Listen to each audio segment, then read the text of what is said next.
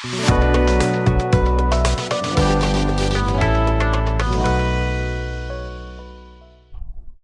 आज का हमारा टॉपिक होने वाला है फंक्शंस इन जावास्क्रिप्ट। देखिए, फंक्शंस भी एक जनरल टॉपिक है प्रोग्रामिंग लैंग्वेज का, और ये भी सिर्फ जावास्क्रिप्ट तक ही सीमित नहीं है आपके पास। आप लोग और भी प्रोग्रामिंग लैंग्वेज में फंक्शन पढ़ते हो।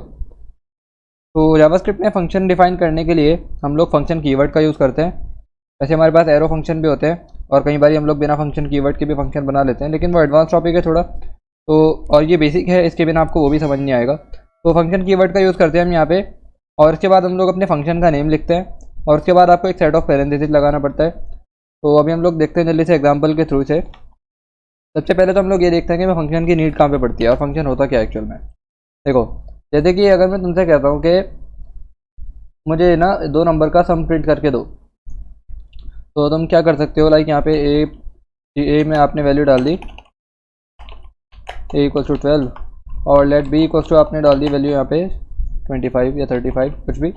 और उसके बाद अगर आपको इसका सम प्रिंट करना है बार बार, तो आप क्या करोगे, या तो एक तीसरा वेरिएबल बनाओगे, let c equals to a + b, और इसमें फिर आप इसे लॉक कराओगे। ठीक, उसके बाद मैं आपसे कहता हूँ कि नहीं, ए और बी की वैल्यू मुझे चेंज करनी है। अभी एक काम करो, आप 12 और 35 के बजाय 98 और 76 के सम प्रिंट कराओ। तो फिर अब आप क्या करोगे, a = 98 ऐसे करोगे, फिर b = 76, और फिर इसके बाद c = a + b,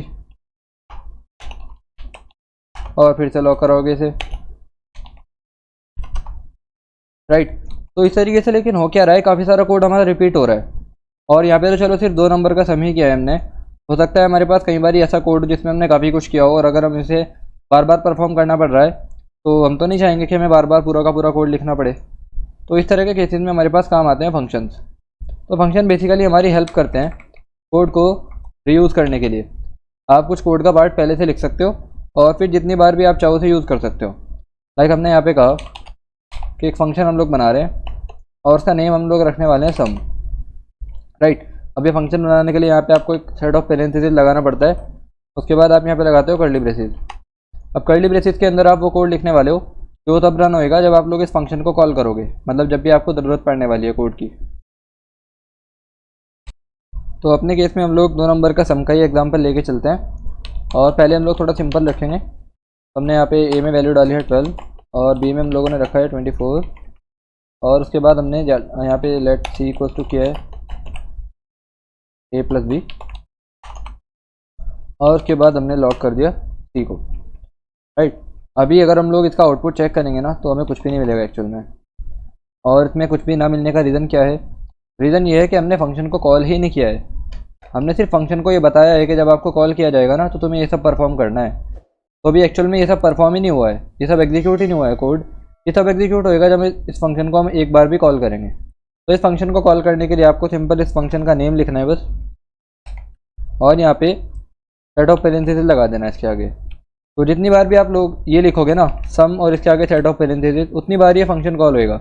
अभी अगर मैं इसे सेव करता हूँ, तो ये देखो यहाँ पे सम प्रिंट हो गया है 36। अभी अगर मैं मल्टीपल टाइम्स इस फंक्शन को कॉल कर देता हूँ, जैसे कि मैंने यहाँ पे इसे इतनी बार कॉल कर दिया, तो ये देखो यहाँ पे इतनी ही बार आपका सम प्रिंट हो जाएगा।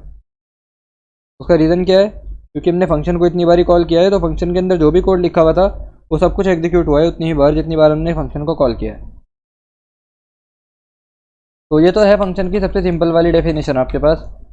अब यहाँ पे ऐसा फंक्शन तो हमारे ज़्यादा काम नहीं आएगा जो एक ही काम करे। मतलब यहाँ पे अगर सम ही सिर्फ हमें प्रिंट कराना है बार बार सेम नंबर्स का, तो ये हमारे कुछ खास काम का नहीं है फंक्शन। तो हम लोग थोड़ा यूज़फुल बनाते हैं इसे। तो उसके लिए आप लोग समझो कि यहाँ पे पैरामीटर्स क्या होते हैं, या फिर पैरामीटर्स से भी पहले हम लोग क्या कर सकते हैं ना, कि हम यहाँ पे फंक्शन को ही बोल सकते हैं कि आप एक काम करो, ए में आप यूज़र से लेके डालो वैल्यू।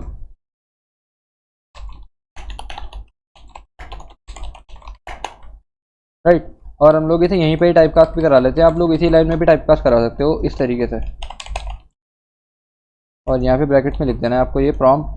तो इससे होगा क्या, बेसिकली सबसे पहले आपका ये वाला फंक्शन परफॉर्म होएगा, और ये यूज़र से नंबर लेगा, और उसके बाद उसे बाहर निकाल के ना ऑटोमेटिकली यहाँ पे टाइप कास्ट कर देगा नंबर से। तो आपका ए में जो वैल्यू जाएगी वो स्ट्रिंग नहीं होगी एक्चुअल में, वो एक नंबर ही होगा। तो हम लोग यही सेम चीज़ यहाँ पे बी के साथ भी करेंगे। तो हमने ए और बी में इस बार यूज़र से डलवाई है वैल्यू। तो इस बार अगर हम इस फंक्शन को कॉल करते हैं मल्टीपल टाइम्स, तो अब देखो आप लोग क्या होगा। हमने इसे कॉल किया है, थोड़ा कम कर देते हैं नहीं तो ये कॉल ही होता रहेगा। तो हमने इसे 4 टाइम्स कॉल किया है, ठीक है। अभी जैसे ही मैं इसे सेव करूँगा, यहाँ पे मुझसे इनपुट मांग रहा है, तो इनपुट में मैं एक नंबर डालता हूँ, ये मुझसे नंबर ही पूछ रहा है। तो मैंने कहा इसे एक नंबर हम डालते हैं 45 और उसके बाद नेक्स्ट हम डालते हैं 78। तो जैसे ही मैं एंटर करूँगा, ये देखो उसका सम प्रिंट हो गया 45 और 78 का। और ये फिर से मुझसे 2 नंबर पूछेगा, मैं फिर से यहाँ पे 2 नंबर डालूंगा, 12 और 34 मैंने एंटर किया और आउटपुट आ गया 46। ठीक है, 2 बार हमने यहाँ पे इनपुट दिया है, 2 बार हमें आउटपुट मिल गया है। इस बार हम फिर से इनपुट देते हैं इसमें और फिर से हमें आउटपुट मिल गया है। एक और इनपुट हम लोग देंगे और हमें आउटपुट फिर से मिल गया है। देखो हमने 4 बार ही फंक्शन को कॉल किया था, तो जो भी हमने फंक्शन के अंदर लिखा हुआ था ना कोड, वो 4 बार ही एग्जीक्यूट हुआ है, राइट। तो इससे आप लोगों को फंक्शन की पावर का अंदाज़ा लगा होगा, क्योंकि अगर हम लोग बिना फंक्शन की ये चीज़ करते कि हमें बार बार यूज़र से इनपुट लेना है और फिर से उसका सम प्रिंट कराना है, तो हमें ये लाइन अपनी 4 बार लिखनी पड़ती है, ये वाली लाइन्स। तो फंक्शन ने हमारा काम काफ़ी कम कर दिया है ना यहाँ पे। तो अब नेक्स्ट आता है हमारे पास कि फंक्शन में पैरामीटर्स क्या होते हैं। पैरामीटर्स बेसिकली ऐसे यूज़ होते हैं, जैसे हमने यहाँ पे इस फंक्शन को कॉल किया है ना, प्रॉम्प्ट फंक्शन को, ये बेसिकली एक बिल्ट इन फंक्शन है जावास्क्रिप्ट का। ये हमने नहीं बनाया हुआ है, जावास्क्रिप्ट में पहले से बना हुआ है ये फंक्शन। लेकिन जब हमने इस फंक्शन को कॉल किया है ना, तो हमने इसके अंदर ही एक मैसेज पास कर दिया है। और ये मैसेज फिर कहाँ पे यूज़ होता है? ये तब यूज़ होता है जब हमारे इस प्रॉम्प्ट को डिस्प्ले किया जाता है। तो हम लोग ऐसा फंक्शन किस तरीके से बना सकते हैं कि हम भी उसके अंदर कुछ मैसेज पास कर सकें, या फिर कुछ भी वैल्यू जो हम लोग पास करना चाह रहे हैं बाद में पास कर सकें। या फिर कुछ ऐसा हम लोग कोड लिखना चाहते हैं कि हमने जैसे ए और बी इनपुट हमने फंक्शन के अंदर ही लिया हुआ है ना, हम चाहते हैं कि हम ए अपना इनपुट जो है हम लोग पहले ही ले लें बाहर। ठीक है, हम लोग अगर चाहें तो इस इनपुट को हम लोग पहले ही बाहर लेके रख लें यूज़र से, और जब भी हमारा मन हो या जब भी हमें ज़रूरत पड़े तब हम फंक्शन को कॉल करें और उसे पहले ही बता दें कि ए और बी की वैल्यू ये है। तो क्या करेंगे हम लोग? तो देखो यहाँ पे कंसेप्ट आता है हमारे पास पैरामीटर्स का। ये आपको एग्जांपल के थ्रू और अच्छे से समझ में आएगा। यहाँ पे जैसे हमने एक फंक्शन बनाया और उस फंक्शन में हमने पास किया लाइक ए, एक हमने ए पास किया इसमें जस्ट। ठीक है, अभी हमने अपने फंक्शन को बताया नहीं है कि ए क्या होने वाला है, और फंक्शन का नेम तो हमने रखा ही नहीं है, तो उस फंक्शन का हम लोग नेम रखते हैं सम।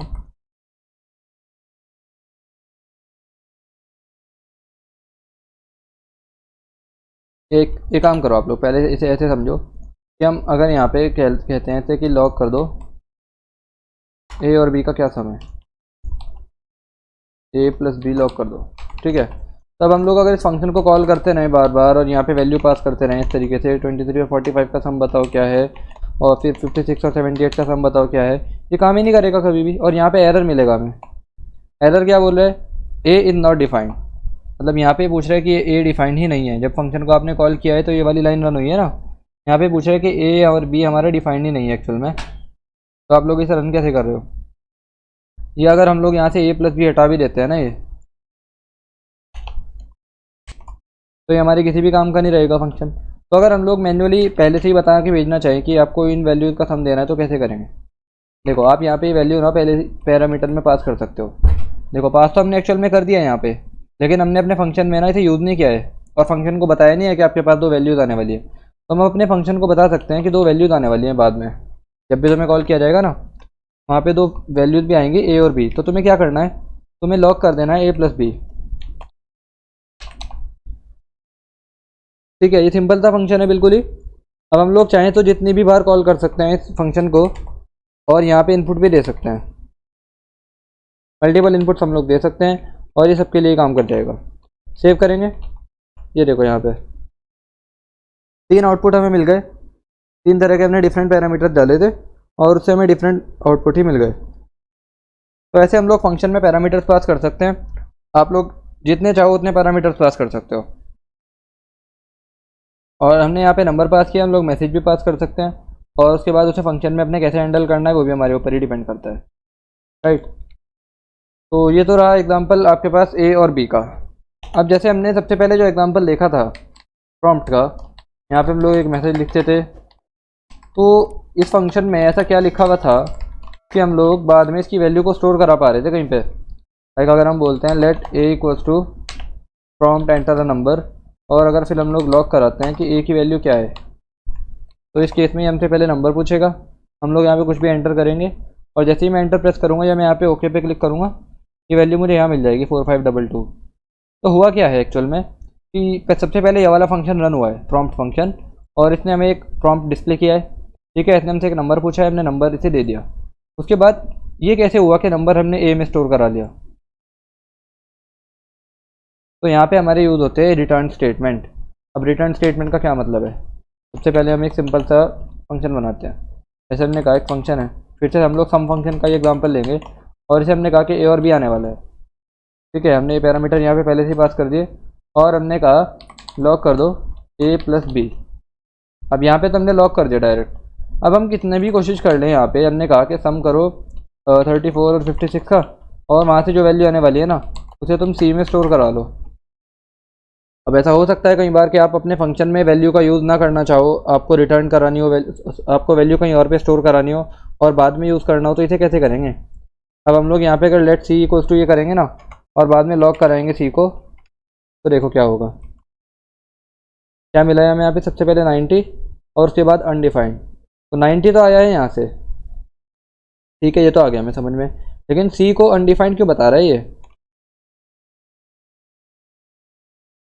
सी को ये अनडिफाइंड इसलिए बता रहा है क्योंकि हमने यहाँ पे सी में क्या स्टोर कराया है, सी में हमने स्टोर कराया है कि सम करने के बाद उधर से जो वैल्यू आने वाली है ना, उसे सी में स्टोर करा दो। लेकिन एक्चुअल में उधर से कोई वैल्यू आने ही नहीं वाली है, हमने यहाँ पे लिखा ही नहीं है ऐसा कुछ जिससे वैल्यू को वापस भेज सके। तो हम लोग यहाँ पे यूज़ कर सकते हैं रिटर्न कीवर्ड का। रिटर्न कीवर्ड कुछ इस तरीके से काम करता है, जैसे आपने यहाँ पे कह दिया रिटर्न कर दो ए प्लस बी। तो आप क्या बोल रहे हो, बेसिकली आप ये बोल रहे हो कि ए और बी आने वाले हैं ना, तो आप एक काम करो, ए और बी को प्लस करो, और जिसने भी मुझे कॉल किया है ना, जिसने भी मुझे कॉल किया है, फंक्शन को कॉल किया है, उसे वापस दे दो ये वैल्यू ए प्लस बी। तो इस केस में क्या होगा, ए प्लस बी की वैल्यू रिटर्न होके आएगी और वो सी में स्टोर हो जाएगी यहाँ पे, और हम सी को लॉक करा लेंगे बाद में। अभी से सेव करेंगे, ये देखो यहाँ पे 2 बारी 90 मिला है आपको, और उसका रीज़न क्या है, एक बारी फंक्शन से मिला है वो, और एक बारी हमने यहाँ पे किया है, तो हम लोग इसे हटा सकते हैं यहाँ से। तो ऐसे रिटर्न कीवर्ड का हम लोग यूज़ करते हैं बेसिकली अगर हमें फंक्शन कॉल करने के बाद वैल्यू बाद में कहीं पे यूज़ करनी हो, और यही सेम चीज़ हमारे पास यूज़ हो रही होती है प्रॉम्प्ट फंक्शन में। यहाँ पे भी हम लोग नंबर या कुछ भी यूज़र से इनपुट लेने के बाद उसे कहीं भी स्टोर करा सकते हैं ना, और बाद में जब भी हमें ज़रूरत पड़े तब हम लोग उसे यूज़ कर सकते हैं इस तरीके से। तो ये होता है रिटर्न कीवर्ड, और ऐसे हम लोग इसे यूज़ करते हैं। बाकी आप लोग इसे खुद से ट्राई करो, और अगर आपको कोई भी डाउट आता है आप लोग कमेंट सेक्शन में पूछ सकते हो। ज़्यादा से ज़्यादा आप लोग जितनी प्रैक्टिस करोगे ना, उतना ज़्यादा आपको आएगा। सिर्फ वीडियो देखने से कभी किसी को नहीं आएगा, कभी भी नहीं, एक्सपीरियंस से बता रहा हूँ आपको ये चीज़। तो आप लोग इसे ट्राई करो, और कोई डाउट आता है तो आप लोग कमेंट सेक्शन में पूछ सकते हो। बाकी हम लोग मिलते हैं नेक्स्ट वीडियो में, तब तक के लिए गुड बाय।